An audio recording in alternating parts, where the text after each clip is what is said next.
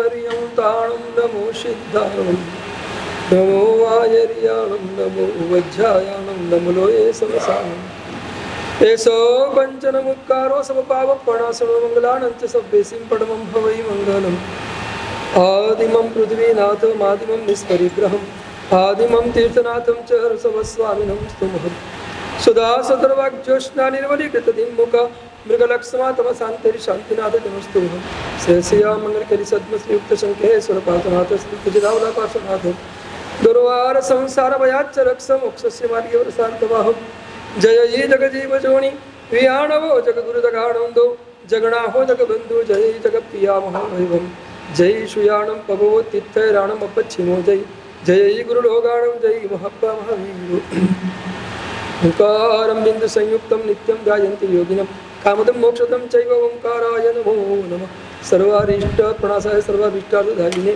સર્વલબ્ધિનિધાનાય ગૌતમ સ્વામિને નમઃ જ્ઞાન ધ્યાન ક્રિયાધિકાર્ય કુશલ પ્રદ્યુમ્ન ચેતા ગુરુમ આંતરલોચનમ એકુરોદ્ભાસિતમ યસ્વે ઓંકારણ સુસેવિતમ તદમ ઓંકાર સેવાપરમ સ્વયં સંયમના સદા વિજયતે શ્રી સિદ્ધિ સુરીશ્વરમ સ્વયં સંયમના સદા વિજયતે શ્રી ભદ્ર સુરીશ્વરમ સ્વયં સંયમના સદા વિજયતે શ્રી ઓંકાર સુરીશ્વરમ સ્વયં સમગમતે અરવિંદ સુરીશ્વરમ અજ્ઞાનતિમિરાંધાનાં જ્ઞાનાં જન સદા કયામ નેત્રમન્વિતં મેન તસ્મૈ શ્રી ગુરવે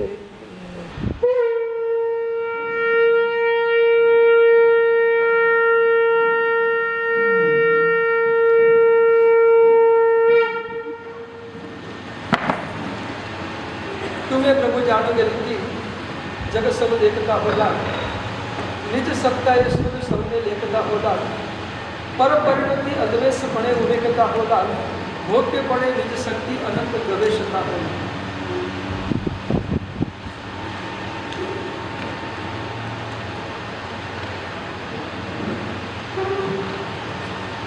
બંગાળનો એક સુપ્રસિદ્ધ હાસ્ય કલાકાર ગોપાલ ભાંડેનું નામ એક નવાબે એને પોતાના દરબારમાં રાખ્યો અને નવાબને સરસ મજાની હસવાની વાતો કરે, દરબાર ભરાય એટલે હસી મજાક કરે અને વાસ્તવિકતા એ છે કે જે હસાવે બધાને ગમે.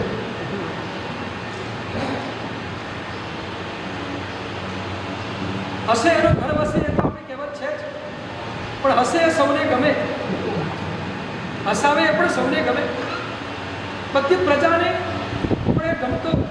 પણ કેટલાક દરબારીઓ એવા હતા કે એનાથી બહુ નારાજ હતા, કારણ કે ધીમે ધીમે એ માણસ નવાબ અને સમ્રાટની નજીક જવા નવાબને પ્રિય બની ગયો અને એના ઉપર ઈર્ષ્યા શરૂ થઈ. આ માણસ આટલો બધો આગળ વધી ગયો અને આપણે અહીંના એ રહી ગયા. આવું ઘણાના મગજમાં થતું હોય છે. ઘણા લોકોનો વિકાસ જોયા પછી ઘણાના મનમાં એમ થાય કે આ લોકો આગળ વધી ગયા ને આપણે રહી ગયા. પણ ખરેખર તમને દ્રવ્યાભિયોગની અપેક્ષાએ મહત્વની વાત કરું તો સિદ્ધોને જોયા પછી ઈર્ષા ન થાય કે આપણી જોડે નિર્બંધ માતાના ઉપર પહોંચી ગયા આપણે રહી ગયા. સિદ્ધોને જોઈને તો ઈર્ષા કરો, આપણી સાથે જ હતા, નિબંધમાં સાથે હતા, નિબંધમાંથી બહાર નીકળ્યા પછી ઘણો ટાઈમ સાથે હતા અને એ બધા સિદ્ધત્વ દશાને પામ્યા, સિદ્ધત્વ પર્યાયને પામી ગયા. એમને એમના આત્મ સ્વરૂપને પૂર્ણપણે પ્રગટ કરી દીધું અને સિદ્ધત્વ પર્યાયને પ્રગટ કરી દીધો અને આપણે હજુ બધા અશુદ્ધ પર્યાયમાં રમી રહ્યા છીએ. ના હવે ઈર્ષ્યા ભૌતિક જગતમાં તમને ઘણી બધી જગ્યાએ ઈર્ષ્યા આવે છે. દ્રવ્યાનુયોગથી આધ્યાત્મિક જગતમાં ક્યાંક તો ઈર્ષ્યા કરો. ભૌતિક જગતની ઈર્ષ્યા કર્મબંધનું કારણ છે, આધ્યાત્મિક જગતની ઈર્ષ્યા મુક્તિનું કારણ છે. એ તમને મોક્ષ પર્યાય પ્રગટ કરી આપશે. કરો ઈર્ષ્યા કરો, પણ અહીંયા કરો. જ્યાં કરવા જેવી છે ત્યાં કરો, જ્યાં નથી કરવા જેવી ત્યાં ઈર્ષ્યા નથી. દરબારીઓ બધા ઈર્ષ્યા કરે છે. આનું રહસ્ય શું છે એ પકડવા માટે દરબારીઓ ઘણા બધા પ્રયત્નો કર્યા, પણ ગોપાલને પકડાતો નહોતો. પણ એક વાર જંગલમાં ક્યાંક ગોપાલ પકડાઈ ગયો. પકડ્યો, પકડીને પૂછ્યું, બોલ સાચું બોલ કે કોઈક વસ્તુની સિદ્ધિ કરી છે અને સિદ્ધિના કારણે તું બધાને હસાવે છે અને બધાને પ્રિય બની જાય છે. તારી એ સિદ્ધિ શું છે તું અમને બતાવવાને અમને આપી. અને તું ન કહેતો અમે તને કહી દઈએ કે અમે એવી વાત સાંભળી છે કે તારી પાસે સુખદા નામનો એક મણી છે અને એ મણીને તે સિદ્ધિ કરી છે અને સિદ્ધિના કારણે તું બધાને સુખ આપી રહ્યો છે. એ મણી અમને આપી દે, મણી અમારે જોઈએ છે. ગોપાલ થોડી વાર તો કંઈ બોલ્યો નહીં. અને આ દરબારીઓને લાગ્યું કે આ એમ નહીં આપે, 14મું રત્ન ઉપાડવું પડશે. અને થોડી મારપીટ કરી અને ગોપાલ કે 1 મિનિટ ઉભા રહો, ચાલો તમે કહો છો તમારી પાસે છે, સ્વીકારી હતો નહોતો એને ખબર હતી, પણ છતાં છૂટવાનો રસ્તો એને પસંદ કર્યો. ચલો સ્વીકારી રહ્યો છું, મારી પાસે છે, પણ મેં એને જંગલમાં ક્યાંક દાટી દીધો છે. એક કામ કરો, તમે મારી સાથે આવો, હું તમને બતાવું અને તમે એને લઈ દેજો. મને ક્યાં વાંધો છે, તમને મળતો વધુ રાજી છું. અને પૂનમના દિવસે કેટલાક દરબારો લઈને ગોપાલ જંગલમાં ગયો. જંગલમાં ગઈને કહે છે કે આ ઝાડ નીચે હું બેઠો છું, સુખદામણી ક્યાં દાટ્યો છે હું તમને બતાવી દઉં છું. એનું માત્ર એક જ સૂત્ર છે, તમે જે જગ્યાએ ઉભા રહો અને તમારા મસ્તક ઉપર પૂર્ણિમાના ચંદ્રનું કિરણ પડે એ જગ્યા તમે ખોદશો ત્યાં સુખદામણી મળશે. આટલી નિશાની એને આપી અને એને કીધું કે હું આરામથી આ વૃક્ષને સુઈ જાઉં છું, તમારે જે શોધવો શોધી લો. અને આરામથી ઝાડ નીચે સુઈ ગયો, એનું કોઈ ચિંતા જ નથી. પેલા લોકોએ આખી રાત મહેનત કરી. પૂનમનો ચંદ્ર જે જગ્યાએ ઉભા રહો ને એ જગ્યાએ તમને બરાબર અહીંયા જ ચંદ્ર, અહીંયા જ ચંદ્ર સામે દેખાય, અહીંયા જ પ્રકાશ પડી જાય એવું દેખાય. મસ્તકના ભાગ ઉપર જ દેખાય, આમ કરો અહીંયા જ દેખાય. લાગ્યું કે અહીંયા જ છે, જ્યાં એ ઉભા હતા ત્યાં જ ખોદવા માંડે. આજુબાજુની બધી જગ્યા ખોદી નાખી, ક્યાંય મળી ન મળે. બોલો સુતો તો આરામથી. દરબારીઓ એને ઉઠાડ્યો, ત્યાં ઉભો થા. આટલું બધું ખોદી નાખ્યું, આખી રાત મહેનત કરી, કંઈ મળતું નથી. તું દગો કરે છે, તું વિશ્વાસઘાત કરે છે અમારી સાથે, સાચું બોલ ક્યાં છે? અને એને કહ્યું પણ તમે શું કર્યું? બધું ખોદી નાખ્યું, જ્યાં કિરણ પડતું હતું એ જગ્યા ખોદી. અરે એમ નહીં, હું તો એમ કહેતો હતો કે જ્યાં કિરણ પડે છે ને ત્યાં જ મણી છે. તમારી ખોપરીમાં જ છે, બીજે ક્યાંય નથી, અને તમે શોધો છો બીજી જગ્યાએ. આપણો સુખદામણી નાયક ભાવમાં છે, ચૈતન્ય ભાવમાં છે, સાક્ષી ભાવમાં. જે ચૈતન્ય ભાવ, જે સાક્ષી ભાવ અને જે નાયક ભાવ સદા આપણને સુખમાં જ રાખે, એમાં જઈએ એટલે માત્ર સુખની જ પર્યાય અંદરથી પૂજા કરે, આનંદની જ પર્યાય અંદરથી પ્રગટ થયા કરે, એવો જ એક નાયક ભાવ. એક નાયક ભાવની વાત દેવચંદ્રજી મહારાજ પરમાત્મા પાસે વિનંતી સ્વરૂપે કહે છે, પ્રભુ તમે પ્રભુ જાણંગ રીતિ જગ સહુ એકતા હો લાલ. પ્રભુ તમે એક નાયક ભાવે આખા જગતને જોઈ રહ્યા છો. જ્ઞાતા ભાવે, રષ્ટા ભાવે જગતને જોવું, આ જ આપણી નિશ્ચય સાધના છે. આમાં જ ડૂબવાનું છે અને આ જ પદાર્થને આપણે બરાબર ક્લિયર કરવાનું છે. અષ્ટાવક્ર ગીતામાં કોઈ સરસ વાત લખી છે, અહમ એકઃ અમલઃ ચિદ રસઃ. અહમ એકઃ અમલઃ ચિદ રસઃ. અષ્ટાવક્રજી અષ્ટાવક્ર ગીતાની અંદર એટલા બધા અદ્ભુત પદાર્થો, એમાં અષ્ટાવક્ર ગીતા એટલે સાક્ષી ભાવથી ભરેલી છે. અષ્ટાવક્ર ગીતા માત્ર જ્ઞાતા અને દ્રષ્ટા, માત્ર તું સાક્ષી જ છે, બીજું કાંઈ જ નહીં. તું દર્શક પણ નહીં, માત્ર દ્રષ્ટા, માત્ર સાક્ષી. હા, દર્શકમાં દૃશ્યની અપેક્ષા છે, દ્રષ્ટાની કોઈની અપેક્ષા નથી. તું માત્ર દ્રષ્ટા છે, તું માત્ર સાક્ષી છે. અહમ એકઃ અમલઃ ચિદ રસઃ. તું જ્ઞાન રસથી ભરપૂર, નિર્મળ. આમાં દેવચંદ્રજી મહારાજે પણ સરસ વાત કરી છે, અમલ અખંડ અલિપ્ત સ્વભાવ સાંભળે બોલનાર. અમલ અખંડ અલિપ્ત સ્વભાવ સાંભળે બોલનાર. અમલ અખંડ અને અલિપ્ત એવો જે આત્મ સ્વભાવ છે એ સદા મને બરાબર સ્મૃતિ પથવા રહે એવી પ્રભુ તું મારા ઉપર કૃપા કરે છે. દ્રવ્ય સ્વભાવ, આપણો પોતાનો સ્વભાવ, આપણો શુદ્ધ સ્વભાવ જે અમલ છે, અખંડ છે, અલિપ્ત છે, જે નિર્મળ છે. એક વસ્તુ યાદ રાખજો, દ્રવ્ય પૂર્ણ શુદ્ધ છે. દ્રવ્ય ઓલવેઝ શાશ્વત કાળ, કોઈ સમય એવો નથી કે દ્રવ્ય અશુદ્ધ બની જાય. દ્રવ્ય શાશ્વત કાળ શુદ્ધ જ છે. વિનાયક સદાને માટે શુદ્ધ જ છે. પ્રશ્ન મોટો એ ઊભો થાય છે, શુદ્ધ જ છે તો પછી કરવાનું શું?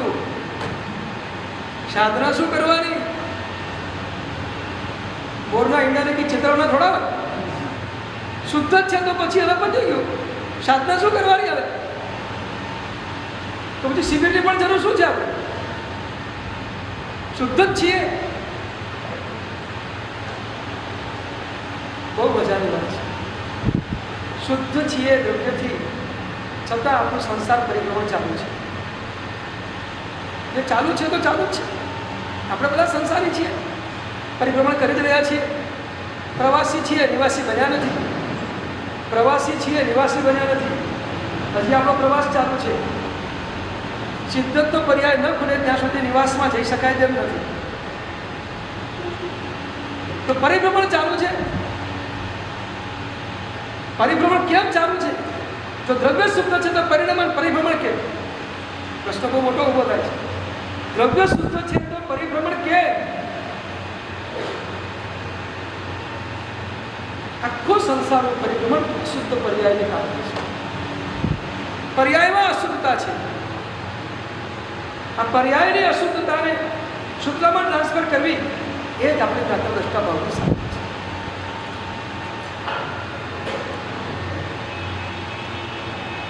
સવાલ એ ઊભો થાય છે, પર્યાય શુદ્ધ બને, પર્યાયમાં શુદ્ધિ કેમ પ્રગટે?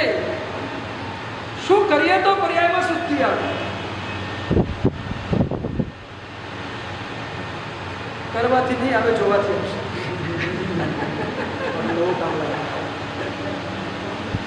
કરવાથી નહીં, જોવાથી આવશે. પ્રભુના શાસનની સાધના જોવાની છે, કરવામાં તો વ્યવહાર છે. માત્ર જુઓ, તમે તમારા શુદ્ધ નાયકને જોયા જ કરો, તમારી શુદ્ધતાને જોયા કરો, તમારી પૂર્ણતાને જોયા કરો. તમારું શુદ્ધ સ્વરૂપ છે એ જ હું છું, બસ એનો આશ્રય લીધા કરો. બસ પર્યાયમાં શુદ્ધ પ્રગતિ હશે. શુદ્ધ નાયક ભાવનો આશ્રય એ પર્યાયમાં શુદ્ધતાને પ્રગટ કરવાનું મહત્તમ કામ છે.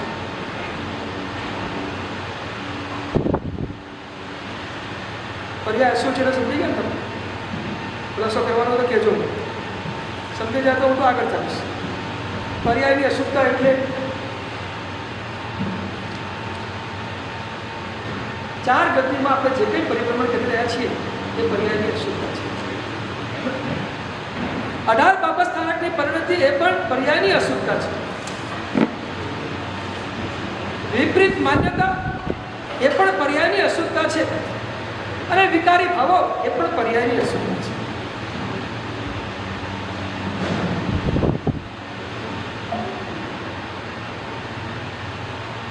અઢાર પાપસ્થાનકની પરિણતિ એ અંતરંગ સંસાર છે. વિપરીત માન્યતા એ પણ અંતરંગ સંસાર છે. અને વિકારી ભાવો એ પણ અંતરંગ સંસાર છે. અને અંતરંગ સંસાર છે એ જ આપણી અશુદ્ધ પર્યાય છે.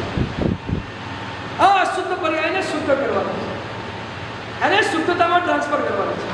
એ શુદ્ધ બને, એમાં શુદ્ધતા પ્રગટે, બસ એ માટે એક જ મસ્ત મજાની સાધના પરમાત્મા બતાવી છે.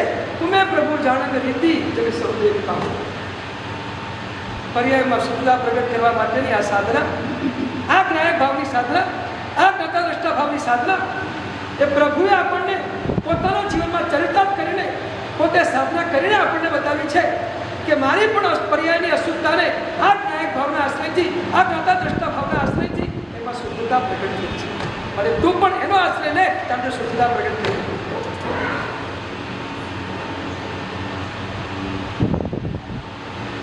અજ્ઞાની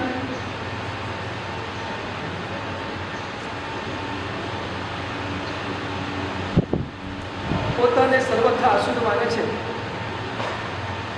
એ જ એની અજ્ઞાનતા છે, એ જ એની અજ્ઞાનતા છે. બહુ અદ્ભુત.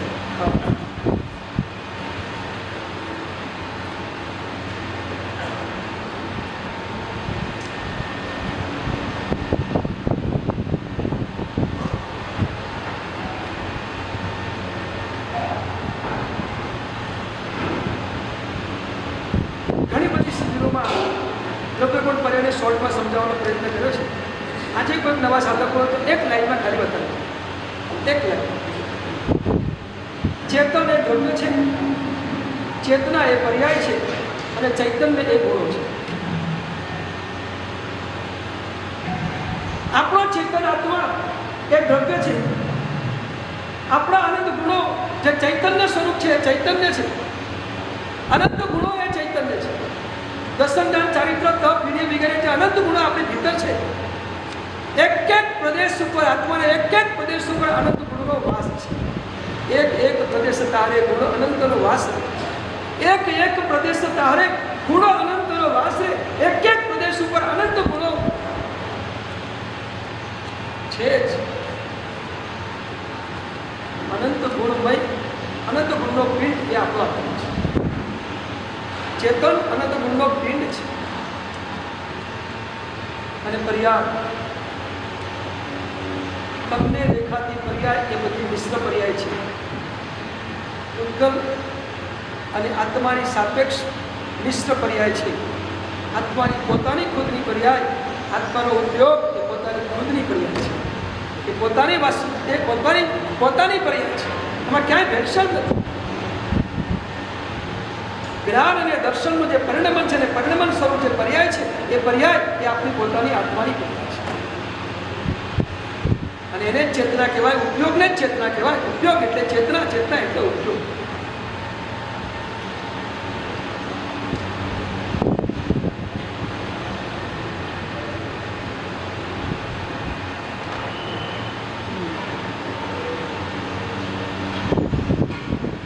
અજ્ઞાની પોતાને સર્વથા અશુદ્ધ માને છે. એ દ્રવ્યથી પણ અશુદ્ધ માને અને પર્યાયથી પણ અશુદ્ધ માને છે. બસ આ જ એની મોટી ભૂલ છે. અને જે બંનેને અશુદ્ધ માને એના જીવનમાં સાધના ક્યારે પણ પ્રગટે.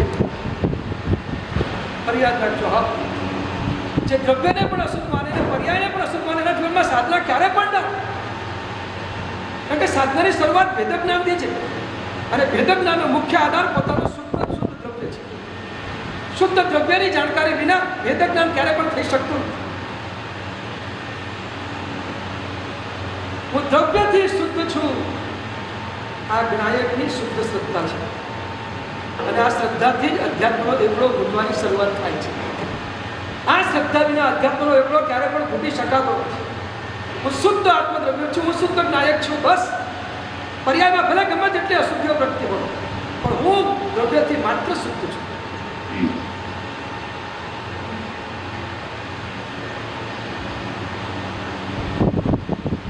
સર્વથા પોતાને અશુદ્ધ માની લેવો એ અજ્ઞાનતા છે. અને અજ્ઞાનતાના કારણે જ આ સંસારો કરી ગયું છે. દ્રવ્યથી પણ તમે અશુદ્ધ માની લો, પર્યાયથી અશુદ્ધ પણ તમે શુદ્ધ થઈ જ ન શકો. એકની શુદ્ધિના આધાર ઉપર અન્યમાં શુદ્ધિ પ્રગટ થાય છે. દ્રવ્યની શુદ્ધિના આધાર ઉપર પર્યાયમાં શુદ્ધિ પ્રગટ થઈ શકે. અને એટલે જ પ્રભુએ બહુ સરસ મજાનું આ એક આપણને અધ્યાત્મ આપ્યું છે. દ્રવ્યથી તું શુદ્ધ જ છે. તું તારી જાતને, તારા દ્રવ્યને, તારી પૂર્ણતાને ક્યારે પણ અશુદ્ધ માનતો. આ શુદ્ધતા જે સત્તા એ પર્યાયમાં શુદ્ધતા પ્રગટ છે.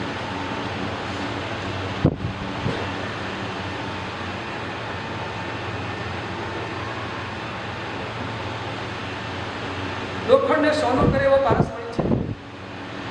લોખંડને સોનું કરે એવો પારસમણી છે. પણ લોખંડને પારસમણી કરે એવો પારસમણી ક્યાં છે? લોખંડને સોનું કરે એવો પારસમણી છે, પણ લોખંડને પારસમણી બનાવી દે એવો પારસમણી ક્યાં? ભક્તિ યોગની દુનિયામાં જઈએ ત્યારે કહેવાય કે પ્રભુ એવા પારસમણી છે કે આપણને પ્રભુ પોતાના સ્વરૂપે બનાવે. પારસમણી સ્વરૂપે આપણને બનાવી દે ભક્તિ. અધ્યાત્મ યોગમાં પણ એક પારસમણી છે જે આપણને એના જેવા બનાવી દે છે, અને એક નાયક ભાવ છે. આ નાયક ભાવનો પારસમણી તમે એનો સ્પર્શ કરો, એનો આશ્રય કરો, એની સાથે એકત્વ કરો, એમાં તમારા ઉપયોગને ભેળવી દો, એમાં ઉપયોગને સ્થિર કરી દો, તો નાયક ભાવનો પારસમણી એ તમને પણ ભગવાન તમને પણ શુદ્ધ બનાવી દે, એ તમને પણ શુદ્ધ નાયક સ્વરૂપે પ્રગટાવે. તાકાત આ નાયક ભાવમાં નાયક ભાવની તાકાત એક વાર નાયક ભાવનો સ્પર્શ થઈ જાય આપણો સંસાર પૂરો થઈ જાય. બસ નાયક ભાવનો સ્પર્શ કર્યો છે. દેવચંદ્રજી મહારાજ એટલે પરમાત્માને સ્તવના કરી કે પ્રભુ આપે જે નાયક ભાવનો સ્પર્શ કર્યો એક નાયક ભાવ અમને કરાવી દો. તો નાયક ભાવનો સ્પર્શ થાય કેવી રીતે? સ્ટેપ બાય સ્ટેપ જઈએ આપણે.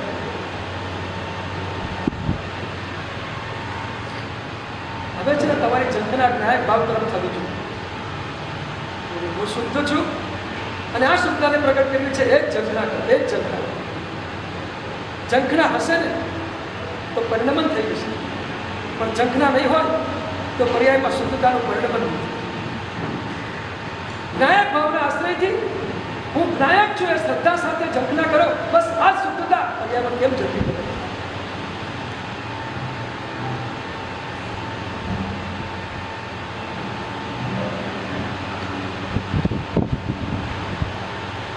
થોડાક આગળ વધીએ તો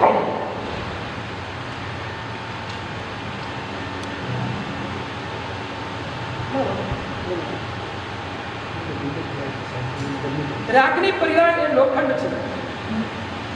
રાગની પર્યાય એ લોખંડ છે. વિદ્રાગતાની પર્યાય એ સોનું છે.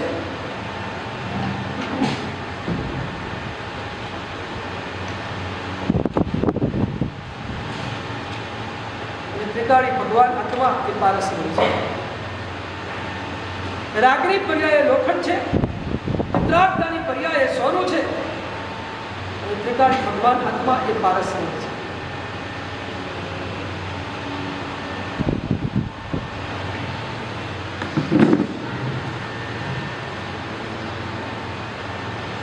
જ્યાં પારસમણી હોય ત્યાં લોખંડની કિંમત હોય. જ્યાં પારસમણી હોય ને ત્યાં લોખંડની કિંમત હોય. અને પારસમણી પણ પોતાનું કાર્ય લોખંડ હોય ને તો જ કરી શકે, તો કરી પણ શકે.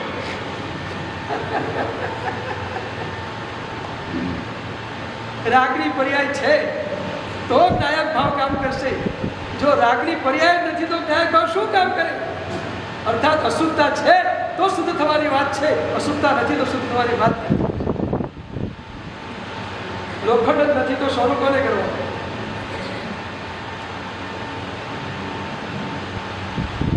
પારસમણી નાયક નામનો પારસમણી એ રાગરૂપ લોખંડની પર્યાયને વિતરાગતા રૂપ સોનાની પર્યાયમાં ટ્રાન્સફર કરે.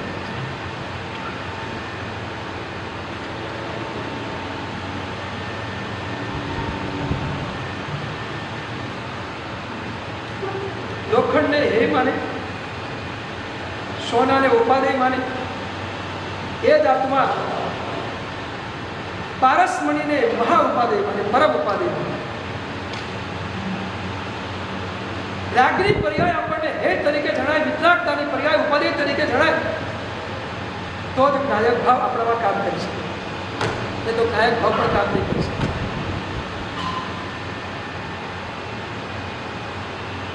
અશુદ્ધતાનું ભાન અને અશુદ્ધતાનું જ્ઞાન એ જ શુદ્ધતાનું કારણ છે. અશુદ્ધતાનું જ્ઞાન અને અશુદ્ધતાનું ભાન એ જ શુદ્ધતાનું કારણ છે. જો આપણને અશુદ્ધતાનું જ્ઞાન અને ભાન ન હોય તો શુદ્ધ કરવાનું શું?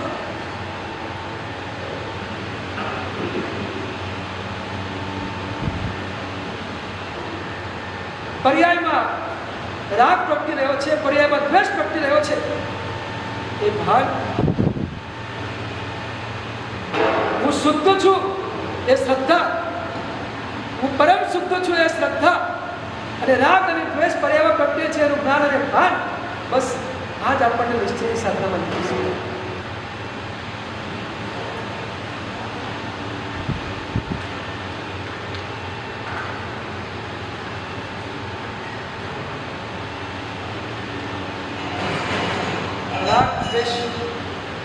પર્યાયમાં પ્રગટી રહે છે. કંઈ પણ સારું જોઈએ છે એટલે રાગ થાય છે, કંઈ પણ ખરાબ જોઈએ છે એટલે દ્વેષ થાય છે.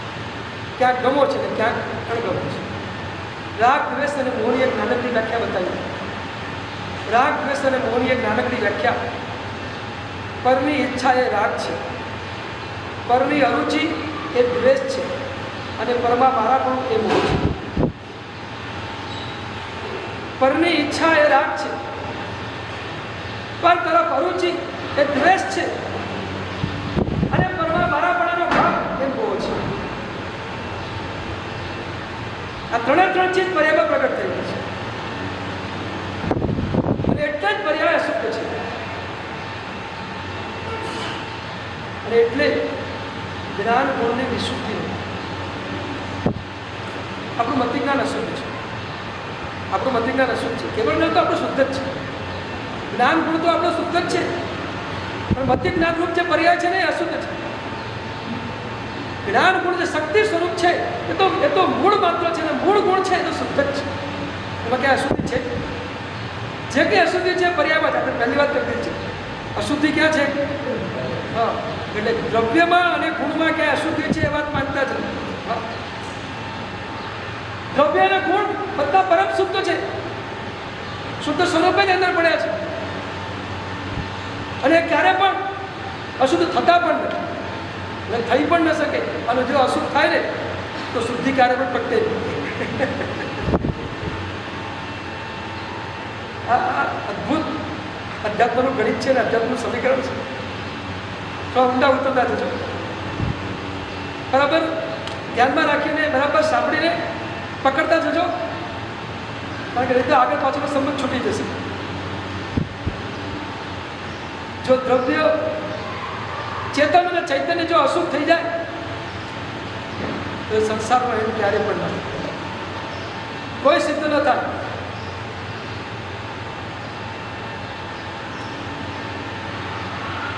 દ્રવ્ય શુદ્ધ છે, ગુણો શુદ્ધ છે. મૂળ સ્વરૂપ જે જ્ઞાન ગુણ છે એ જે શક્તિ સ્વરૂપ છે એ મૂળ એ શુદ્ધ જ છે. જે છે પર્યાયમાં અશુદ્ધ છે. મતિ જ્ઞાન એ પણ પર્યાય છે. થોડા ઊંડા ઉતરીને કહું તો કેવળ જ્ઞાન એ પણ પર્યાય છે. કેવળ જ્ઞાન કોઈ દ્રવ્ય નથી, કેવળ જ્ઞાન ગુણ છે, પણ એ ગુણ સ્વરૂપ પર્યાય છે. ગુણ સ્વરૂપ પર્યાય છે, કેવળ જ્ઞાન પણ પર્યાય છે. કારણ કે કેવળ જ્ઞાન ને કેવળ દર્શન સમય સમયે પલટાતા રહે છે અને જે પલટાય છે એ બધા પર્યાય છે. પલટાવું માત્ર પર્યાય, પલટાવાનો સ્વભાવ ધ્રુવ છે પણ પલટાવાની ક્રિયા એ પર્યાય છે.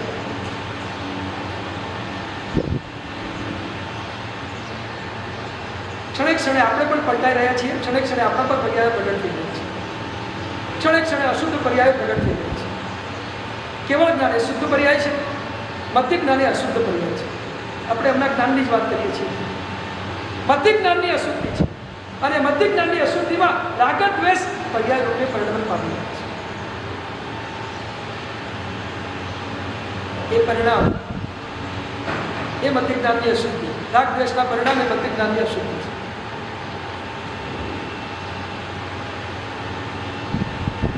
વિકારી ભાવો અને વિપરીત માન્યતાઓ બધું મતિ જ્ઞાનમાં જ પડેલું છે. ફરી યાદ રાખજો, વિકારી ભાવો અને વિપરીત માન્યતાઓ બધું મતિ જ્ઞાનમાં પડેલું છે. કેવળ જ્ઞાન શુદ્ધ જ છે.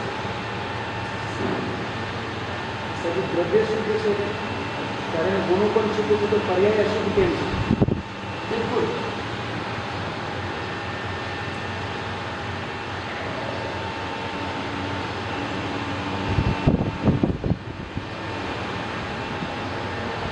પર્યાયની અશુદ્ધિનું મોટા મોટું કારણ મોહનીય કર્મની સાપેક્ષતા છે.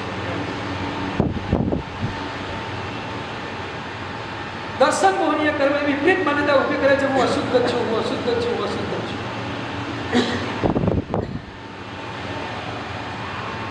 અજ્ઞાની પોતાને અશુદ્ધ માને છે, અશુદ્ધ જાણે છે અને એટલા માટે અશુદ્ધ જ રહે છે.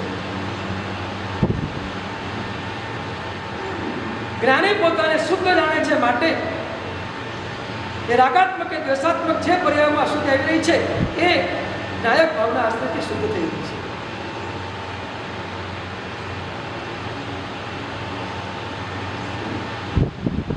પર્યાયની અશુદ્ધિ પણ અનાદિકાળથી છે. આ સ્થિર નથી. કારણ કે કર્મનો સંયોગ પણ અનાદિકાળથી છે. એટલે જ પંચોટકાર મહર્ષિએ કહ્યું છે કે કર્મો અને સંસારનો સંયોગ અનાદિકાળથી છે.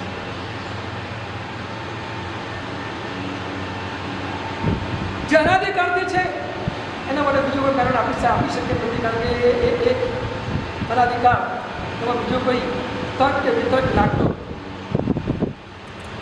એ ફંડામેન્ટલ સિદ્ધાંત થયો, એને આપણે સ્વીકારવાનું છે. અનાદિકાળથી જ છે. પછી જીવની ઉત્પત્તિ એ અશુદ્ધતાથી જ છે. જીવની ઉત્પત્તિ નથી. જીવ તો અનાદિકાળથી છે જ. જીવની ઉત્પત્તિ તો આપણે બોલી પણ ન શકીએ. એ ઉત્પત્તિ થતી હોય તો જીવની સંખ્યા ક્યારેક વધી જાય ક્યારેક ઘટી જાય, પણ છે એની છે જ રહે છે. એમાં ઘટવટતી થતી નથી.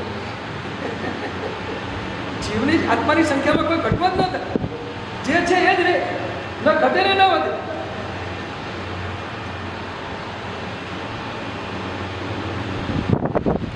પણ પ્રવાહથી અનાદિકાળથી જે સંસાર ચાલી રહ્યો છે એ સંસાર આ અશુદ્ધિના ભોગ છે. અર્થાત કર્મનો સંયોગ અનાદિકાળથી છે જ.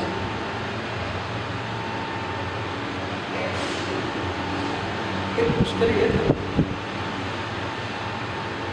કે કર્મ બંધાય પહેલા કે કર્મ ઉદયમાં પહેલા. કર્મ બંધાયા પહેલા કે કર્મ ઉદયમાં પહેલા? પહેલા બંધાયા કે પહેલા ઉદયમાં? નહીં બોલી શકો, તમે નહીં બોલી શકો. જે બોલવો એ બોલો, જે બોલવો એ બોલો. આજે આપણે બધાથી ચર્ચા કરી. આ તો અંડાને મુરગી જેવું છે. એવું જ છે, એવું જ છે. એ જ મારે કહું છે. એવું જ છે. વાસ્તવિકતા એ જ છે. અને એટલા માટે એને અનાદિકાળ શબ્દ લગાવ્યો છે. જેવું આપણે ક્યાંય કંઈક કોઈ શોધી શકતા નથી તેને અનાદિકાળથી છે પ્રવાહથી આપણે શીખીએ. તો પછી એમાં મારો રોલ ક્યાં છે? અશુદ્ધિની સાથે છે. હું કર્મની સાથે છું. સ્ટાર્ટિંગ પોઈન્ટ જ મારું કર્મ સાથે છે. તો પછી એમાં તો મારો વાત નથી. બસ ચોક્કસ અનાદિકાળથીમાં તમારો વાંક નથી. અનાદિકાળથી જે છે તમે ચલાવી રહ્યા છો એમાં તમારો વાંક છે.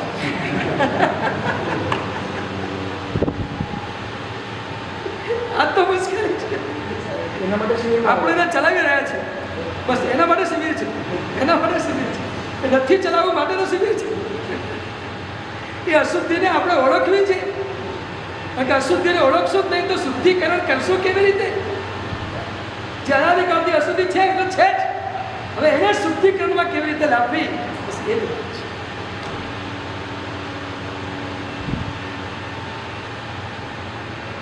મધ્ય જ્ઞાનની અશુદ્ધિ. એક વાક્યમાં કહું તો મધ્ય જ્ઞાનની શુદ્ધિ એનું નામ કેવળ. મધ્ય જ્ઞાનની શુદ્ધિ એનું નામ કેવળ છે.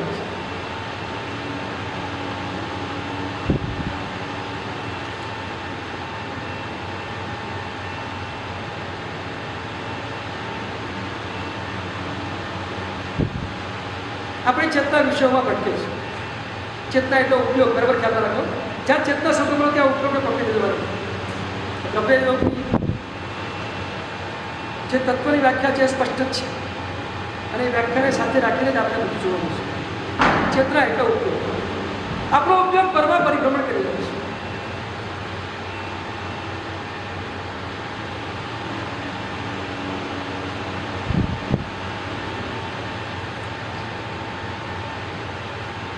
પરમાં રમવું એ દર્શન મોહનીય કર્મ છે.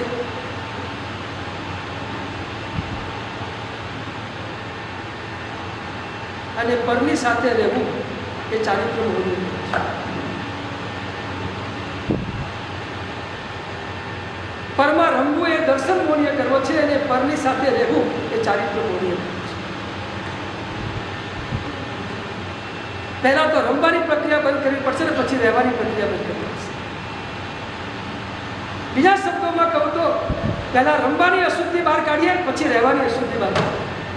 બે અશુદ્ધિ છે. રમવું એ પણ અશુદ્ધ પર્યાય છે ને રહેવું એ પણ અશુદ્ધ પર્યાય છે. ચેતના વિષયોમાં ભટકી રહી છે.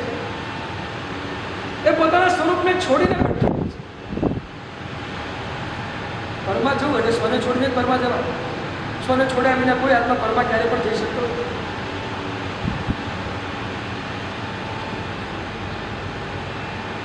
ને આપણો ઉપયોગ સ્વને છોડીને પરમાં જાય છે.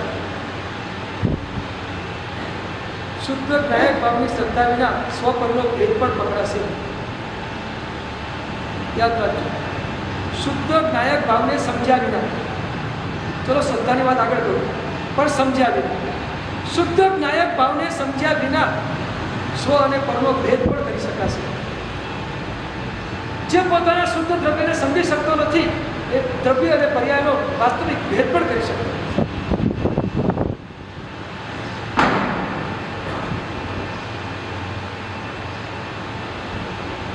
અજ્ઞાની આત્મા દ્રવ્ય પર્યાયનો ભેદ પકડી શકતો નથી. એટલા માટે એની અજ્ઞાનતા ટળતી નથી. દ્રવ્ય અને પર્યાયનો અશુદ્ધ અને અશુદ્ધ પર્યાય અને શુદ્ધ દ્રવ્યનો ભેદ જે કરી શકે છે એ જ પોતાની પર્યાયમાં શુદ્ધતાને લાવીને જ્ઞાની બની શકે છે.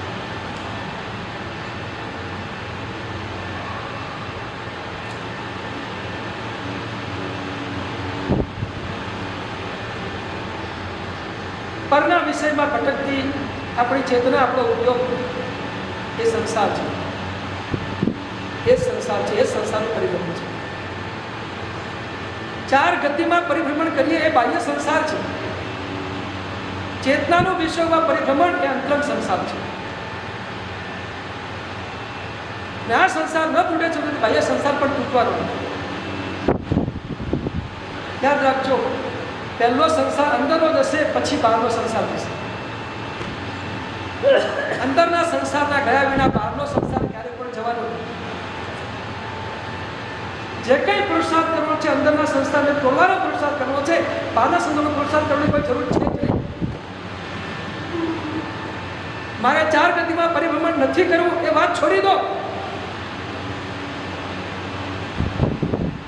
મારે રાગાદી ભાવો સાથે અશુદ્ધ પરિસ્થિતિ એકત્વ નથી કરવું, એને પકડવાનો પ્રયત્ન.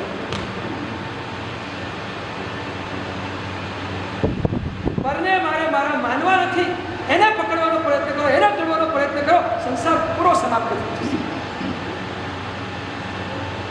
આ મારું મારું કરીને ચેતના દિવસો ભટકી રહી છે એ ચેતનાની મોટી અશુદ્ધિ છે.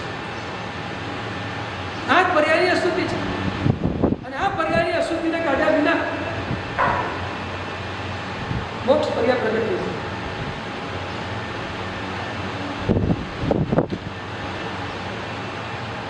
આપણો મોક્ષ આપણા હાથમાં છે, બીજા કોઈના હાથમાં નથી. આપણો મોક્ષ આપણા હાથમાં છે, બીજા કોઈના હાથમાં નથી. આ દ્રવ્યાની યોગની વ્યાખ્યા છે. આપણા મોક્ષ પર્યાયને આપણે જ પ્રગટ કરવાનો છે. અને પ્રગટ કરવાનો પુરુષાર્થ પણ આ જ છે.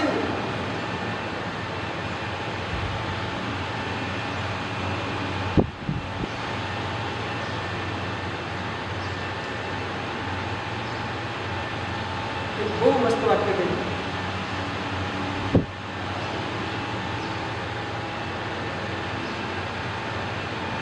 પદાર્થોને રાગાદી વિના જાણવા, પદાર્થોને રાગાદી વિના જાણવા અને જાણ્યા પછી રાગાદી ન કરવા એ જ્ઞાન ગુણનું વિશુદ્ધ કાર્ય છે. પદાર્થોને રાગાદી વિના જાણવા અને જાણ્યા પછી રાગાદી ન કરવા એ જ્ઞાન ગુણનું વિશુદ્ધ કાર્ય છે.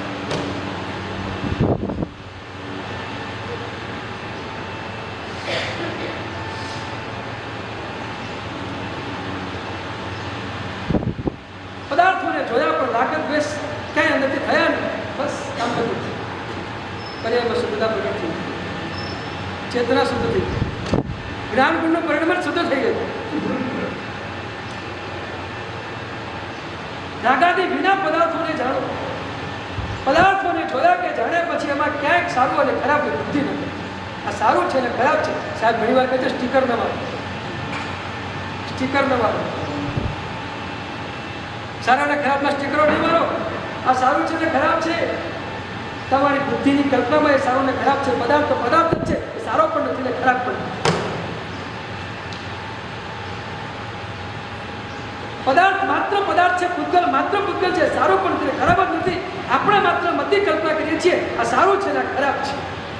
અને આપણી મતિ કલ્પનાની અશુદ્ધિ એટલી બધી છે કે એકને એક પદાર્થ ક્યારેક સારો લાગે છે ને ક્યારેક ખરાબ લાગે છે. તકલીફ તો એ જ છે. પદાર્થ એક બધી જગ્યાએ ખરાબ જ લાગે ને એક સારો લાગે એવું પણ નથી. ક્યાંક ક્યારેક એ સારો લાગે છે ને ક્યારેક એ જ પદાર્થ પાછો ખરાબ લાગે છે. એનો મતલબ એ છે માત્ર તમારી મતિ જ્ઞાનની કલ્પના છે, બીજું કંઈ છે જ નહીં. માત્ર ભ્રમણા, માત્ર ભ્રાંતિ. સારા અને ખરાબની માત્ર ભ્રમણા અને માત્ર ભ્રાંતિ છે. વાસ્તવમાં જગતમાં કોઈ પદાર્થ સારો નથી, એ ખરાબ નથી. પદાર્થ માત્ર પદાર્થ છે. એ માત્ર પૂતગલનો પર્યાય છે. તમને દેખાય છે માત્ર પૂતગલનો પર્યાય છે, બીજું કંઈ છે જ નહીં. પૂતગલના પર્યાયમાં સારા નશાપણાની બુદ્ધિ કરવી એ આપણી રાગાત્મક ભાવનાઓ છે. અને એમાં મારાપણાનો ભાવ કરવો એ આપણે વિપરીત માન્યતાઓના સંસ્કારો છે.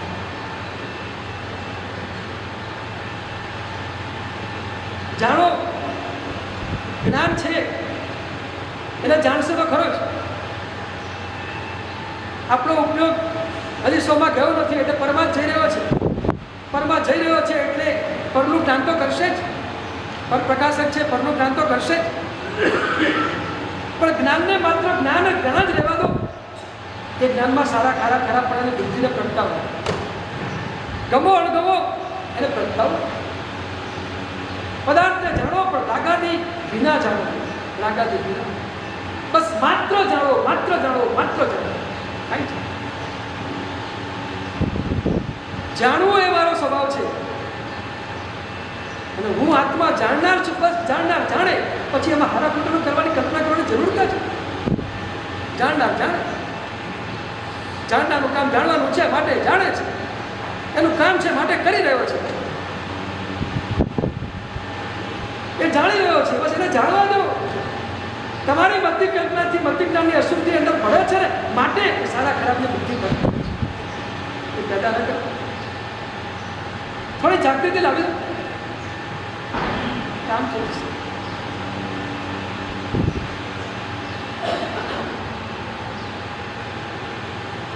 આપણને તો શું જ્ઞાનમાં આવે છે? બધું ક્રમબદ્ધ આવે છે. એક પછી આ જ્ઞાન, પછી આ જ્ઞાન, પછી આ જ્ઞાન. કેવલ જ્ઞાનીને બધું અક્રમથી એક સાથે બધું જાણે છે.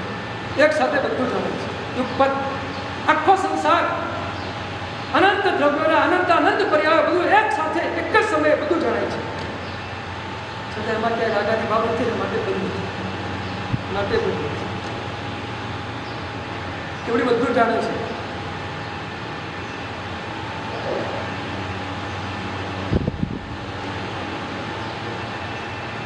પણ એમાં જાણ્યા પછી ક્યાં રાગાદી થતા નથી. એટલા માટે પરિણામ બંધ નથી.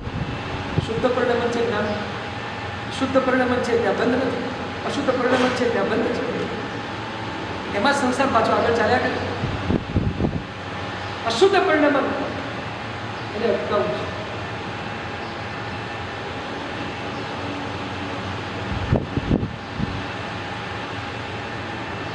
સાહેબ સરસ મજાની સવારે વાત કરી. તમને દંડે સોચ પ્રવસ્તુલ્ય મનોવૃત્તિ પાસ. ભગવાન કમટને પણ જાણે છે. દંડેન્દ્રને પણ જાણે છે. કમટનું કામ કરે છે એ પણ પ્રભુ જાણે છે. ધર્મેન્દ્રનું કામ કરે છે એ પણ પ્રભુ જાણે છે. પણ એ જાણવા છતાં હજુ કેવલ જ્ઞાનની પ્રાપ્તિ ન થઈ હોવા છતાં એ બંને ઉપર પરમાત્મા ઉદાસીન ભાવ રહે છે. ખરાબ કરે છે, ધર્મ સારું કરે છે. આ ભગવાનના મતિજ્ઞાનમાં ક્યાંય પ્રગટ થતું નથી. આ પર્યાય પ્રગટ થતું નથી. આજ નિર્વિશેષ મનસ્કાયો, નિર્વિશેષ સારા અને ખરાબપણાની બુદ્ધિ વિનાની જે મનસ્થિતિ, એ મનસ્થિતિને નિર્વિશેષ મનસ્કાર કરે છે. કોઈ વિશેષતા નથી એ મનમાં. એ જ્ઞાનના પરિણમનમાં, એ મતિ જ્ઞાનમાં પરમાત્માને હજુ કેવળ થયું નથી. કેવું જ્ઞાન પહેલાંની આ ઘટના છે. નથી કેવું માટે મતિ જ્ઞાનમાં જણાતી આ ઘટના છે. મતિ જ્ઞાનમાં જણાતી આ ઘટના છે. અને એ વખતે પરમાત્મા બધું ઉદાસીન હવે માત્ર જોઈ રહ્યા છે. બસ માત્ર જોવાનું કામ કરે છે. માત્ર જાણવાનું જ કામ કરે છે. ક્યાંય રાગાથી ભાવ પ્રભુમાં પ્રગટ. ઇન્દ્ર મારા માટે અનુકૂળ છે, ગુરુ મારા માટે પ્રતિકૂળ છે.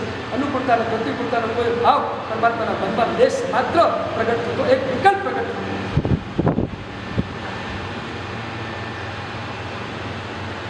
આ સાધના છે, આ સાધના છે.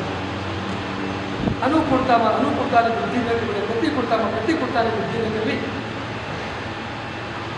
જે છે એને એ સ્વરૂપે માત્ર જોયા કરવું, બસ એ મતિ જ્ઞાનની શુદ્ધિનું કામ છે. બીજા શબ્દોમાં કહું તો એ કેવળ જ્ઞાનનું કામ છે. એનાથી જ કેવળ જ્ઞાન પ્રગટે છે. આશેથી મુખ્ય નથી થતું એનું કારણ છે. આ નથી થતું, બોલવામાં તો બહુ ઈઝી છે સર. આ નથી થતું એનું કારણ છે આપણી જાગૃતિનો અભાવ છે. આપણું શુદ્ધ સ્વરૂપ આ જ છે, એની શ્રદ્ધાનો પણ અભાવ છે. મારું શુદ્ધ જ્ઞાયક ભાવનું જે સ્વરૂપ છે આ જ છે, એમાં ક્યાંય રાગાદી વિકારો પડ્યા નથી. એ મારું શુદ્ધ સ્વરૂપ છે, એ જ હું છું. આ હું નથી, એ ભેદ પૂરેપૂરો પ્રગટતો. જ્યાં ભેદ આવે છે ત્યાં તો શુદ્ધિ પ્રગટવાની ચાલુ થઈ જાય છે. ભેદ નથી પકડાતો, ભેદ નથી પકડાતો. એટલા માટે તો હર્ષવર્ધન ગણી મહારાજે અધ્યાત્મ બિંદુમાં મોક્ષનું બીજ વેદ જ્ઞાનને જ કહ્યું છે. વેદ જ્ઞાન એ જ મોક્ષનું બીજ છે. એના વિના મોક્ષ ક્યારે પણ પ્રગટ થઈ શકતો જ નથી. અને આ ભેદ પકડાતો નથી. એમાં આપણે ક્યાંક ભૂલી જઈએ છીએ, ક્યાંક ભૂલથાપ ખાઈ જઈએ છીએ. અને એના કારણે અશુદ્ધિ ફળતી. કર્મનું નિમિત્ત છે ના નથી, પણ કર્મના નિમિત્તની સામે આપણી મોટી અજ્ઞાનતા આ કામ કરી રહી છે કે આ ભૂલને આપણે પકડી શકીએ, ભેદને આપણે પકડી શકીએ. ભેદને પકડવા માટે જાગૃતિ જોઈએ છીએ. જાગૃતિ વિના ભેદ પકડાતો નથી. અને જાગૃતિ શ્રદ્ધાના બળ ઉપર પકડે છે. ન્યાયકની શ્રદ્ધાના બળ ઉપર, ન્યાયકની સ્વરૂપના સમજણના બળ ઉપર એ ભેદ જ્ઞાનને આપણે ભૂલી શકીએ છીએ. એના વગર ભૂલાશે આ પકડાતું નથી. આને પકડવાનો પ્રયત્ન કરો.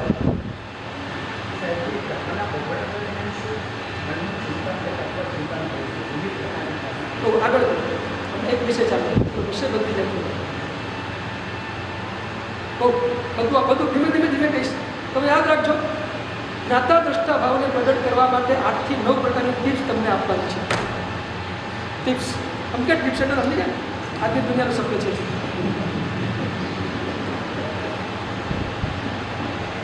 આઠથી 9 ટિપ્સ આપી છે. ક્રમબદ્ધ પર્યાયના જ્ઞાનથી માંડીને બાદથી કર્મના ઉદયને અને નિમિત્તને કેવી રીતે શું કરવું, એ બધી વાતો તમને ક્રમશઃ મારે તમને કહેવાની છે. એ તો દ્રષ્ટા ભાવને આપણે બિલકુલ ખુલ્લો કરવો છે. કારણ કે આપણે સાધનામાં ઊંડા ઉતરવું છે. એની સમજણ હશે તો અંદર જવાશે, સમજણ નહીં હોય તો અંદર જવાશે. એ તો દ્રષ્ટા ભાવ કેવી રીતે પ્રગટે, આખા સ્ટેપ બાય સ્ટેપ જે કંઈ વાતો છે ને બધું આપણે ધીમે ધીમે ખોલતા જવું. એટલે એક શિબિરમાં એક જ ભાવ પકડાય, ચિંતા નથી, આ જ પકડવાનું છે. બીજી 3 પંક્તિ બીજી શિબિરમાં ચલાવશો.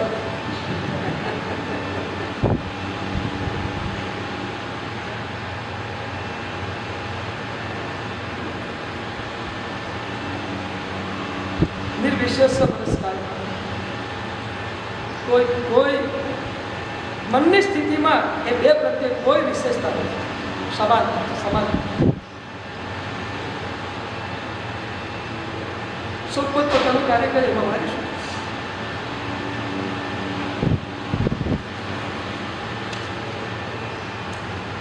એક સરસ વાક્ય છે, ઊંઘતા જીવો અને જીવતા મરો. જાંગીરપુરમાં ગુરુ કરશે, ઊંઘતા જીવો અને જીવતા મરો. આધ્યાત્મિક દુનિયામાં જવા માટેના આ 2 શબ્દો આપણે યાદ રાખજો, ઊંઘતા જીવો અને જીવતા મરો. ઊંઘતા જીવવું એટલે શું અને જીવતા મરવું એટલે શું, આટલા થોડું પપ્પટ કરી દીધું.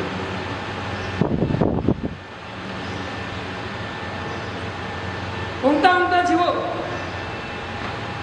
આપણે ઊંઘી છીએ પછી આપણે આજુબાજુમાં શું થાય છે ને આપણને કંઈ ખબર નથી. બસ તમે એવી રીતે જીવો, તમારી આજુબાજુ છે તમને કાંઈ ખબર ન હોય એ રીતે જીવો. આ ઊંઘતા જીવો. બીજો શું કરે છે એ પંચાયતમાંથી આપણે ઊંચા નથી આવતા. એમાં મારે શું કરવું છે તો ભૂલી જ જઈએ છીએ. જીવીએ છીએ પણ ઊંઘતા નથી જીવતા, બધાનું ધ્યાન રાખીને જીવી રહ્યા છે. એટલે પોતાનું ધ્યાન તો રહેતું જ નથી એમાં. ઊંઘતા જીવો, આજુબાજુવાળો શું કરે છે ને કોઈ ખબર ન રાખો, બીજો શું કરે છે એની પંચાયત ન કરો. એ ચિંતા મળો. તો બધાનું આપણે ચિંતા મળો. કોઈ પણ ઘટનાની અસર તમારા મનમાં ન થાય એ તમે જીવતા ઘટના માટે મરી ગયેલા બરાબર છે.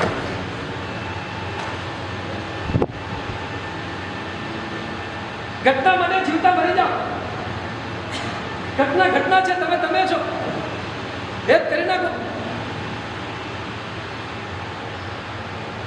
ઊંઘતા જીવે અને જીવતા મરે એને અધ્યાત્મ અંદરથી પ્રગટ થઈ જાય.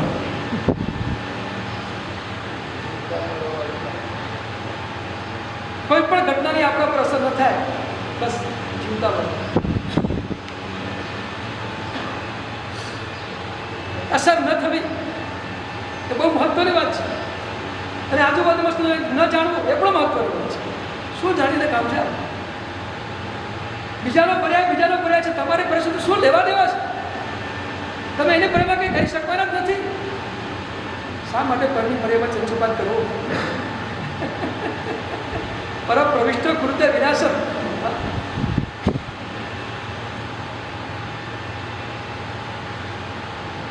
પરનો પ્રવેશ તો આપણામાં નથી, પણ આપણે બુદ્ધિથી કોઈકના પર્યાયમાં આપણે પ્રવેશ કરીએ છીએ એ આપણા વિનાશનું કારણ છે.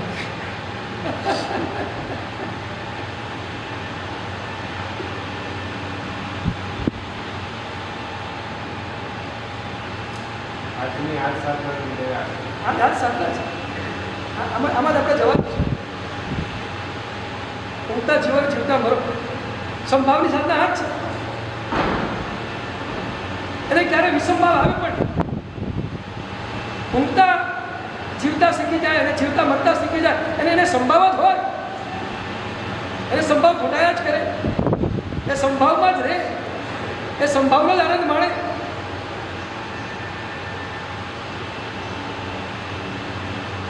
પરમાત્માનો સંભાવ એ આલંબન છે. આપણા ભીતરમાંથી પ્રગટતો સંભાવ એ આપણી અનુભૂતિ છે. પરમાત્માનો સંભાવ એ આપણા માટે આલંબન છે અને આપણી ભીતરમાંથી પ્રગટતો સમજતો ગુણ એ આપણી પોતાની અનુભૂતિ છે. આલંબનથી અનુભૂતિની યાત્રા એ પરમાત્માનું દર્શન છે. આલંબનથી અનુભૂતિની યાત્રા એ પરમાત્માનું દર્શન છે. આલંબન કરતા જાઓ, લેતા જાઓ અને અનુભૂતિની યાત્રા જતા જાઓ. અને રોજ પ્રભુની પાસે એટલે જઈએ છીએ, પ્રભુનું આલંબન લઈને પ્રભુ પાસેથી અનુભૂતિમાં જવું છે. એ આલંબનથી અનુભૂતિ સુધી પહોંચવું છે. આલંબનમાં અટકવું નથી. આલંબનમાં અટકી જઈએ તો અનુભૂતિ સુધી નહીં પહોંચાય. આલંબનને અનુભૂતિમાં લઈ જાઓ. પ્રભુનો સમત્વ ગુણ જે છે એવો સમત્વ ગુણ મારી ભીતરમાં છે અને એ સમત્વ ગુણ આલંબન લઈ અને પોતાના સમત્વ ગુણને અંદરથી પ્રગટ કરવો એ અનુભૂતિનો વિષય છે.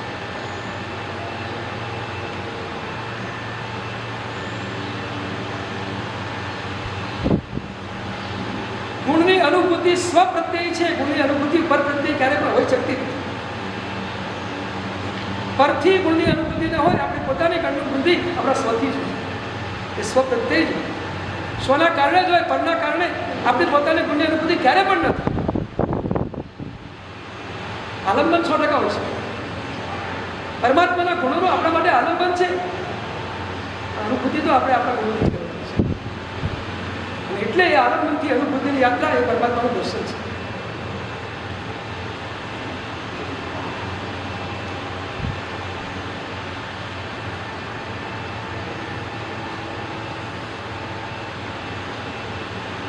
કબીરનો પુત્ર કમાલ. એમ કહેવાય કે કબીર કરતા એક ડગલું આગળ. કબીરની પાસે જે આધ્યાત્મિકતા હતી એના કરતા કમાલની પાસે અજબ ગજબની આધ્યાત્મિકતા.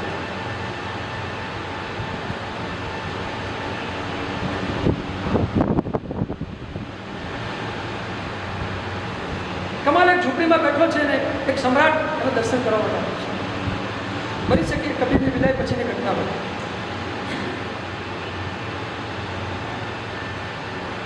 કમાલના દર્શન કરવા વાળો સમ્રાટ કમાલના જીવન ઉપર, કન્યા કમાલની ફકીરી ઉપર અને કમાલની આધ્યાત્મિકતા ઉપર ફિદા થઈ ગયો છે.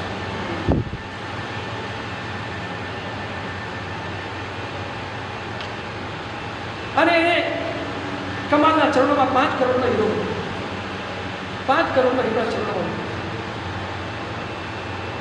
ખબર પડે.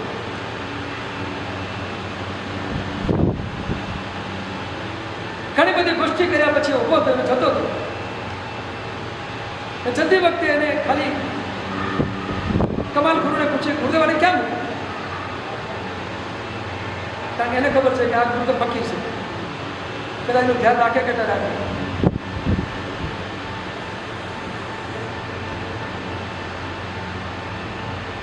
સમ્રાટ પ્રતિબોધ પામે ને એમાં કમાલનો રસ છે.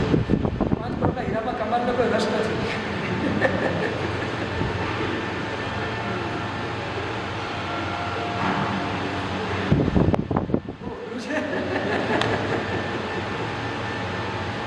ખરેખર વાસ્તવમાં ખરેખર આટલી સુધી આટલી નિર્ભયતા, આટલી નિષ્ક્રિયતા, આટલી નિર્લેપતા એ એમને આવતી પડી. ભલે ગમે તે પંથો હોય, ગમે તે હોય, એક વસ્તુ નક્કી છે, નિર્લેપતા બહુ છે. 5 કરોડનો હીરો સામે પડ્યો છે, એના પર એની કોઈ નજર નથી. આ કમાલની કમાલ છે. 5 કરોડનો હીરો હોય તો આપણે કેટલા ઊંચા નીચે થઈ જાય આપણી ધમાલ છે.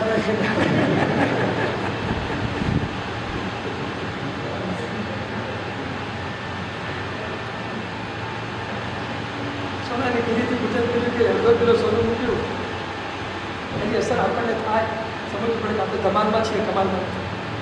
વાસ્તવિકતા છે, બહુ વાસ્તવિકતા છે. જીવતા મરવાની વાત જ છે, કોઈ અસર નથી. ન પ્રશંસાની અસર હોય, ન ક્યાં નિંદાની અસર હોય. બંને અસરથી જે મુક્ત થઈ જાય ને એ જીવતા મનુષ્ય છે. કમાલ આ બધી અસરોથી મુક્ત છે, અને કોઈ અસર નથી. 5 કિલો પડે છે. પેલો સમ્રાટ કે છે ક્યાં મૂકો, તમે ખો ત્યાં મૂકી દો. કે તારે ક્યાં મૂકો ત્યાં મૂકો, મારે શું લેવા દેવા છે? યાર મારે શું કામ છે? મારે કંઈ લેવા દેવા છે જ નહીં. ખુદ દિલ છે એ પડ્યું છે, જેમ પડ્યું એમ પડી દેવાનું. જે તારે જે કરવો ત્યાં કરે, એ મારો વિષય છે, એ મારો વિષય જ નથી ને.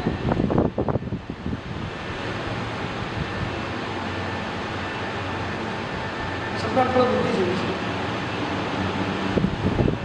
તમારે તો અધ્યાત્મ જેવી માણસ છે, એટલે એનો તો કંઈ પડી ના હોય. પણ પેલા બુદ્ધિ જેવી છે, અને બુદ્ધિ હવે શંકા કરવાનું બહુ ગમે. બુદ્ધિનું કામ છે શંકા કરવાનું, હૃદયનું કામ છે સમાધાન કરવાનું, બુદ્ધિનું કામ છે શંકા કરવાનું. હૃદય શ્રદ્ધા કરાવે, બુદ્ધિ શંકા કરે. બુદ્ધિ સંઘર્ષ કરાવે, હૃદય સમાધાન કરે. બુદ્ધિ પરમાં લઈ જાય, હૃદય સ્વમાં લઈ જાય. અનુકૂળતા અને પ્રતિકૂળતા એ બુદ્ધિનું કામ છે, અને બંનેને સમાન જોવા એ હૃદયનું કામ છે.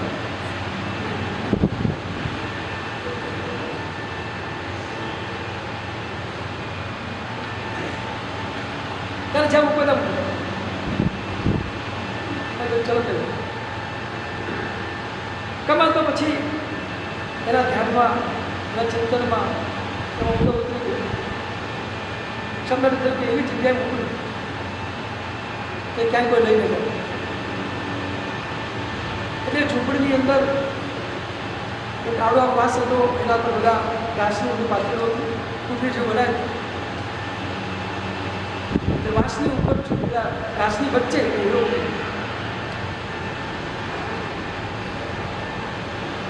કમાલ નથી, લેવા દેવાનું. ક્યાં મૂક્યું, શું કર્યું એ જાણવાની પણ કોઈ ઈચ્છા નથી. જાણવાની કોઈ ઈચ્છા નથી, લેવાની ઈચ્છા નથી, જાણવાની ઈચ્છા નથી. બીજાનું આપણને કંઈ મળે બધું શુક્રા જાણવાની ઈચ્છા કરો છો, લેવા દેવાનું. હું એક પ્રશ્ન પૂછું, બીજાની પાસે કરોડો હોય કે અબજો હોય કે જે હોય તમને કંઈ મળે એમ છે, એને જાણીને તમારે શું કામ છે? જે તમને મળવા નથી એ જાણીને તમારે શુક્રા હેરાન થાવ, શુક્રા દુઃખી થાવ છો.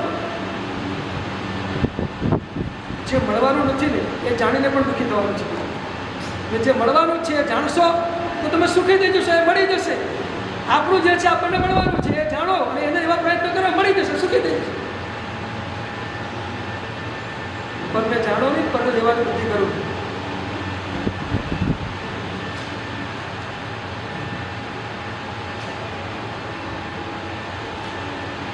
વાતને 5 વર્ષ થઈ.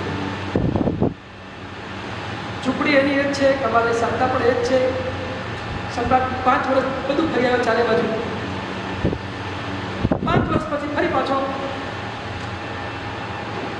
વંદન કરવા બેઠો, વંદન કર્યું, શિક્ષા સાંભળી બધું. અને પછી એને કમાલને પૂછ્યું કે ગુરુદેવ પેલો 5 કરોડનો હીરો એ મૂકીને ગયો હતો, એ બરાબર છે? એ બરાબર છે ને? સચવાયો છે ને? ગુરુદેવ કયો હીરો? કયો હીરો? જીવતો હીરો છે, મરેલો હીરો છે?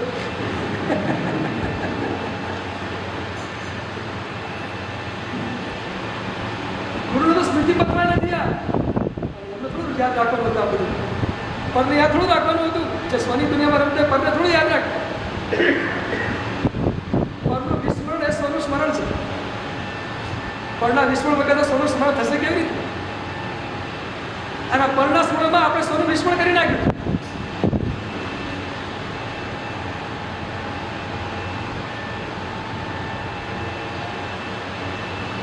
કયો હીરો?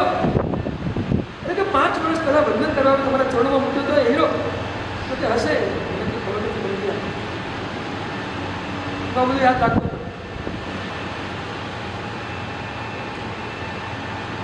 એક વાક્ય પૂછું, પદને ભૂલવામાં મજા છે કે પદને યાદ રાખવામાં મજા છે?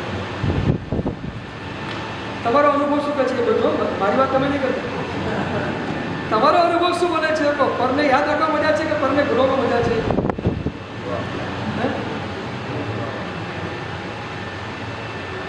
ભૂલો મજા છે? ઘરે જઈને કંટી કરી દો. શિબિરમાંથી જાઓ ને બધું ભૂલી જ જજો. પત્ની તમને પૂછે ને તો મને કંઈ યાદ નથી, બધું ભૂલી ગયું છું. શિબિરમાં મારું બ્રેઇન વોશ થઈ ગયું છે, બધું ભૂલીને આવ્યો છું, હવે કશું યાદ નથી. અને મહેરબાની કરીને યાદ પણ નહીં કરાવ. કહી દેજો, હિંમત હોય તો કહેજો.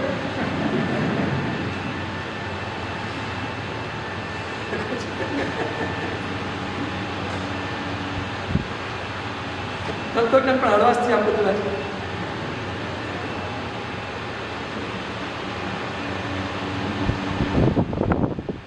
તો બોલે 5 વર્ષ પહેલા મૂક્યો તો કે હશે, યાદ નથી. કોઈ ઝૂંપડીમાં મૂકીને ગયો તો જ્યાં મૂકેલા જોઈ દે, મને ક્યાં ખબર છે? મૂક્યા એની પાછળ તો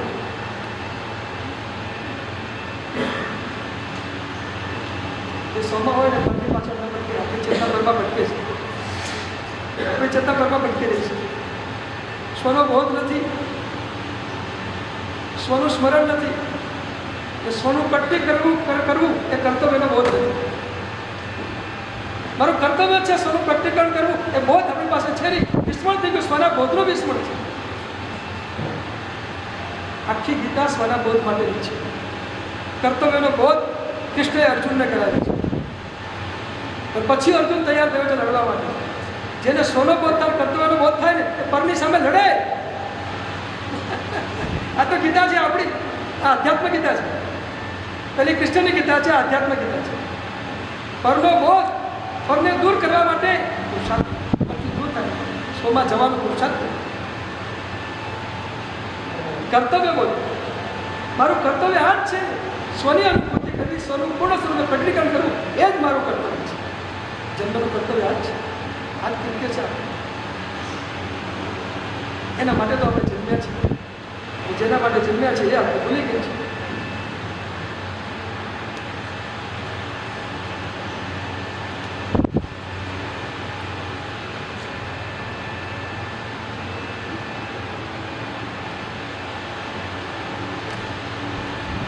અમારના મનમાં એ હીરા પ્રત્યેનો કોઈ રાગ નથી રહેલો.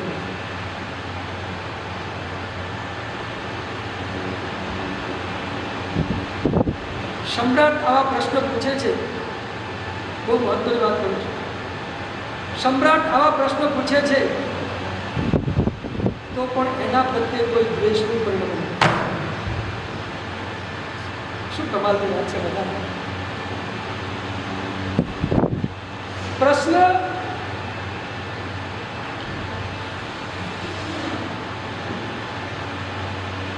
એ પર તરફ લઈ જતો છે, છતાં કમાલને એ પ્રશ્ન પ્રત્યે પણ કોઈ છે, કોઈ દ્વેષ નથી. આવો પ્રશ્ન મને પૂછે તો ખબર પડતી નથી, આવો પ્રશ્ન પૂછે આવો કોઈ બેસ્ટ એનું પરિણામ એની પાસે, મારું પરિણામ મારી પાસે. પરિણામ જ સ્વતંત્ર છે. કર્મબદ્ધ પર્યામાં જોઈશું હમણાં સ્ટેપ બાય સ્ટેપ. ન તો દ્રષ્ટા ભાવમાં જવાની સાધનામાં આપણે કેવી રીતે ઊંડા ઉતરવું એની જ વાત કરીશ.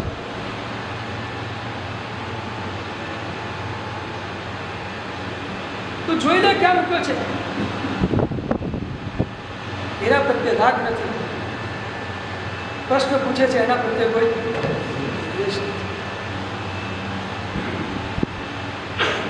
કેવી ઉદાસીન અવસ્થા હશે. ભલે કદાચ જન્મથી જૈન શાસન નહીં પામ્યા હોય, પણ એમ લાગે કે ઉદાસીન ભાવની ધારા અને ક્યાંક શાસન સ્પર્શી ગયું છે. જો તોની ભાષા છે, આપણે એકાંત તો ન કહી શકીએ, પણ કદાચ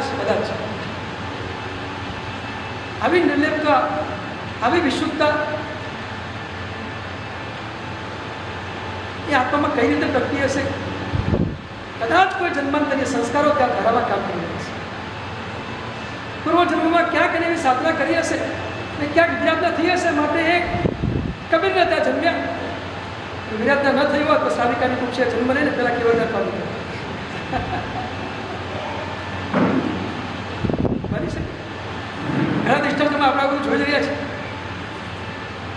પણ જે ધારા અંદરથી પકડાય છે એ અદ્ભુત છે. અદ્ભુત નિર્લેપતાની ધારા, નિષ્ક્રિયતાની ધારા, પરને જાણવાની કોઈ ઈચ્છા નહીં એવી ધારા.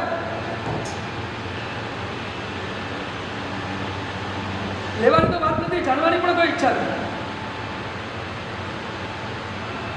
ત્યાં જ્યાં મુદ્દા જોઈ લે, સમ્રાટ ઉભો થયો. જ્યાં મુદ્દો ત્યાં જોવા ગયો, ત્યાં જ પડ્યો હતો. 5 વર્ષ થઈ ગયા, હીરો ક્યાંય આગળ હતો, ત્યાં જ પડ્યો હતો. કોઈ એને અડ્યું જોયું.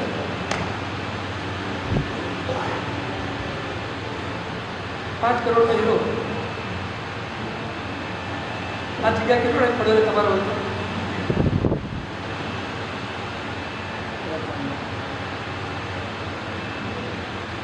પદાર્થોને રાગાદી વિના જાણો, અને જાણ્યા પછી રાગાદી ભાવો ન કરવા એ જ્ઞાન બિંદુ વિશુદ્ધિ છે. 4:25 થઈ ગયા.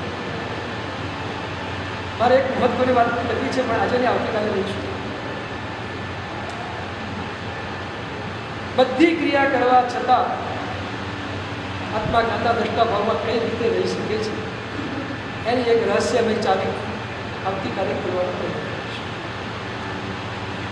જ્ઞાની આત્મા સંસારના બધા કાર્યો એને થઈ રહ્યા હોવા છતાં એક રીતે જ્ઞાતા દ્રષ્ટા ભાવમાં રહે છે. એક જ સમયના એક અંતર્મૂળના ઉપયોગમાં, એક જ ઉપયોગમાં સંસારની ચેષ્ટા પણ છે, જ્ઞાતા ભાવ પણ છે. બંને એક સાથે કઈ રીતે રહી શકે છે? કાંઈ ઉપયોગનું પરાવર્તન નથી. એક જ ઉપયોગમાં એક સાથે બંને ધારા કઈ રીતે છે, બંને વાત કઈ રીતે શક્ય બને છે?